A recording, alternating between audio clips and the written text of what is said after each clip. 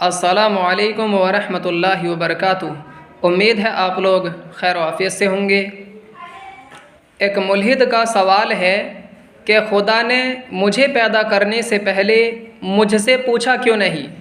دوسرے لفظوں میں، خدا نے انسان کو پیدا کرنے سے پہلے انسان سے پوچھا کیوں نہیں؟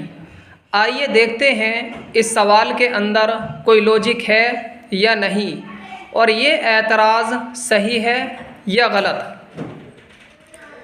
دراصل اس سوال کے اندر ایک مغالطہ ہے، ایک فیلیسی ہے۔ چونکہ پوچھنے کے لیے موجود ہونا ضروری ہے، تو اس سوال کے اندر مغالطہ یہ ہے کہ انسان کی تخلیق سے پہلے انسان کے وجود کو فرض کر لیا گیا ہے، جو کہ غلط ہے۔ تخلیق سے پہلے عدم ہوتا ہے، نہ کہ وجود۔ ہر چیز اپنی تخلیق سے پہلے معدوم ہوتی ہے، نہ کہ موجود۔ اور جو چیز معدوم ہو اس سے سوال کرنا، اس سے پوچھنا خلاف عقل، خلاف لوجک اور خلاف حقیقت ہے۔ یہ بالکل ایسے ہی ہے جیسے کہ کوئی بچہ اپنے والدین سے یہ کہے کہ تم دونوں نے میری مرضی کے بغیر شادی کیوں کی، اور تم دونوں نے مجھ سے پوچھے بغیر مجھ کو پیدا کیوں کیا۔ اب سب جانتے ہیں کہ بچے کے سوال میں کوئی لوجک ہے یا نہیں۔ پوائنٹ نمبر 2، اس سوال کے اندر کانٹریڈکشن اور تضاد ہے، کیونکہ انسان کی تخلیق سے پہلے انسان کے وجود اور عدم دونوں کو فرض کر لیا گیا ہے، اور وجود اور عدم ایک دوسرے کی ضد ہیں، اور اجتماع ضدین اور اجتماع نقیضین محال ہوتا ہے۔ یعنی یہ سوال لا آف نان کانٹریڈکشن، منطق کے اصول کے خلاف ہے۔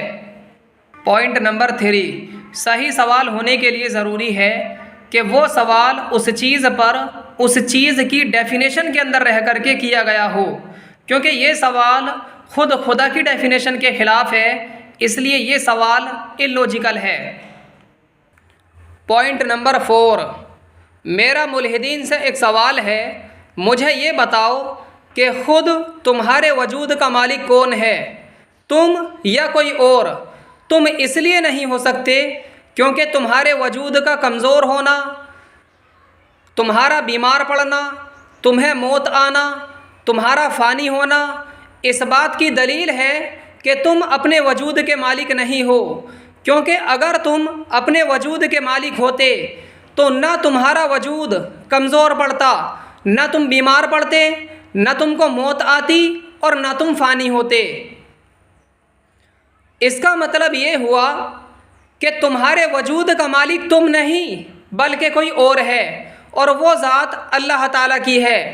جب خود تمہارے وجود کا مالک اللہ تعالیٰ ہے، جب تمہارا وجود اللہ تعالیٰ کی ملکیت ہے، تو اللہ تعالیٰ اپنی ملکیت میں جیسا چاہے ایسا معاملہ فرمائے، اس کو اس کے لیے کسی سے پوچھنے کی، اجازت لینے کی کوئی ضرورت نہیں ہے، کیونکہ مالک اپنی ملکیت میں آزاد ہوتا ہے، مختار ہوتا ہے۔